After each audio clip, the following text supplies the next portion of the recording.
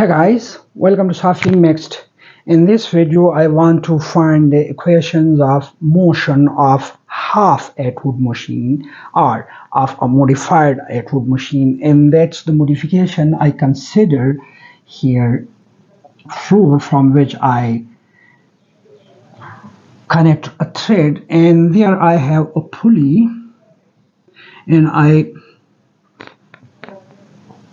there I have a pulley.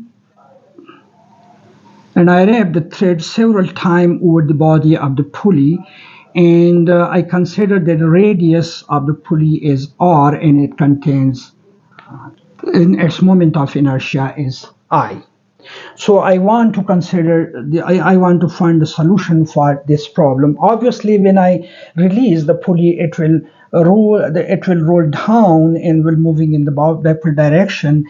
So there are two forces acting on the pulley. One is its mass. If m is mass, so it's gravity, and then this is the acceleration, and the other one is tension in the upward direction in the string. So these two forces are responsible for the dynamics or for the motion of the pulley, and I take the downward direction positive. So then I can write that the net force acting is equal to mg minus t. I'm taking downward direction positive, so this is positive, this one is negative, and then this must be equal to m times a. I'm taking this positive because a is in the downward direction. And secondly, it has moment of inertia, and we know from the equation of torque that it is given by I times alpha, where alpha is the angular velocity, and we know the angular velocity is linked to where alpha is the angular acceleration, and we know that alpha is linked to the linear acceleration through the equation a divided by r. Also, we know that torque is given by F cross R equals Fr sine of theta. That is, the magnitude of torque is given by this. In this case, in our case, F is in fact this tension, and R and T are perpendicular, so theta is 90 degrees. Therefore, this factor is 1, and that leaves me to write the torque equal to T times radius of the pulley R. So if I put this value and this value into these two sides of this equation, I can write T times R equals I times A divided by R. This allows me to write the tension in terms of moment of inertia and linear acceleration in the form of R squared, because if I take R to the side, that would make the denominator R squared. And now if I put this value at this position, let me call this equation 1, this equation 2, and this one equation 3. So what I do, I substitute the value of tension from equation 3 into equation 1 to write the equation 1 in the form mg minus I times A divided by R squared equals m times A. And I can take this side to this side to write this mg equals m times A plus I divided by R squared times A, and I can take a common from these two terms. That allows me to write m plus I divided by R squared into A, and from this I can write the acceleration like A equals m divided by m plus I divided by R squared into G. So this equation describes the acceleration of our system. And look, if the moment of inertia of the pulley is 0, then we get m divided by m, and m cancels with m, so the acceleration becomes the acceleration due to gravity. That then this is the system behaving like a free fall.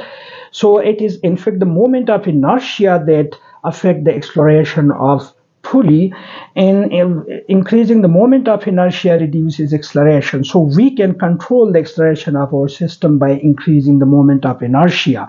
The moment of inertia we know is different for different systems, so we can use a disc over here, a drum over here, cylindrical drum, or anything that increase or decrease the moment of inertia. So we can control the acceleration of the system by changing or increasing or decreasing the moment of inertia of the system.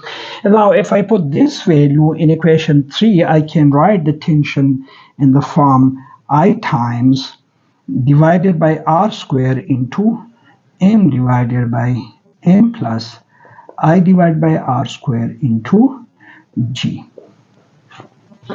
So this defines the tension in the string. And now if I equals 0, this is a free fall, and if it is a free fall, then the tension goes according to this one equation to 0. So if I is 0, there is no tension in the string, and this then obviously is a free fall.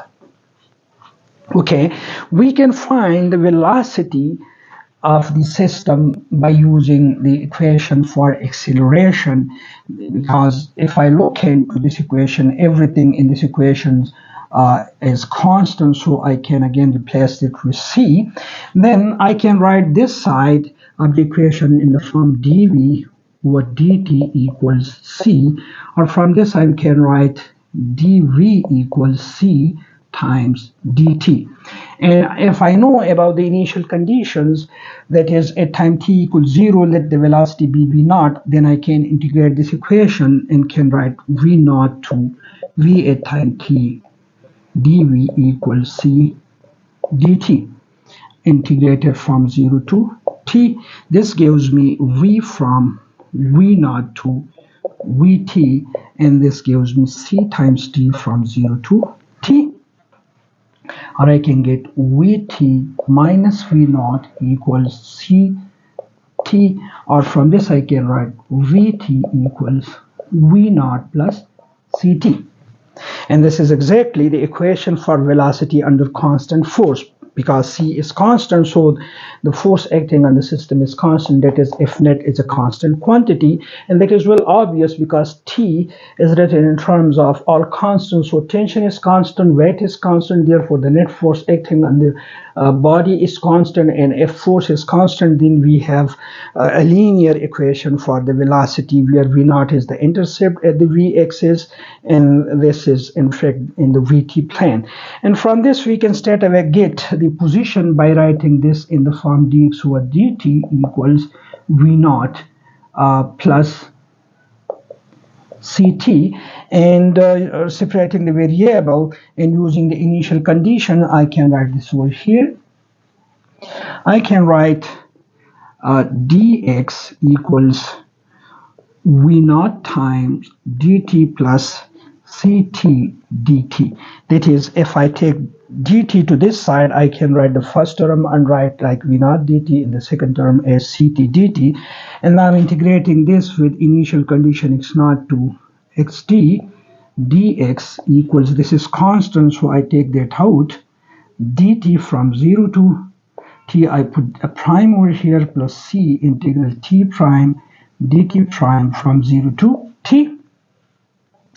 And this obviously gives me x from x naught to x at t equals v naught t from 0 to t plus c into t prime squared divided by 2 from 0 to t, or this can be written as x of t equals x naught, because minus x naught and I'm taking it to this side, plus v naught t plus half c t prime square. And again, if the moment of inertia is 0, then this c is equal to in fact g, like we saw a while ago. I removed that out, so c is then equal to g, and this is then the equation of free fall for the position of the particle. So this way we can find the equation of motion for the modified or half Atwood machine. This is sometimes called YoYo. So this is the solution to YoYo system. Thanks for watching.